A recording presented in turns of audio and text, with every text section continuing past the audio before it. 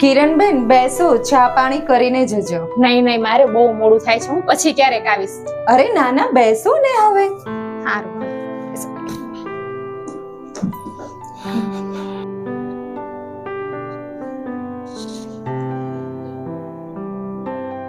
આ નેહલને પછી તમે ઘરનું કામ કરતા અને જમવાનું બનાવતા અને એવું શીખવાડો છો કે નહીં?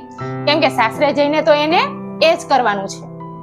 પછી હા, ધીરે ધીરે તમે એનો કરિયાવર પણ ભેગો કરો, કેમ કે આ જમાનામાં બધું એક સાથે લેવું બહુ મુશ્કેલ પડી જાય છે.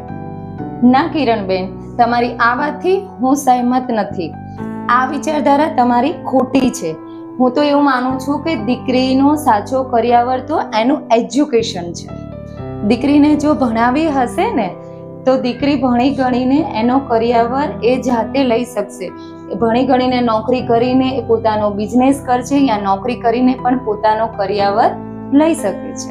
આપણા મા બાપ પ્રત્યેની પહેલી ફરજ છે કે દીકરીનું એજ્યુકેશન હોવું બહુ જરૂરી છે.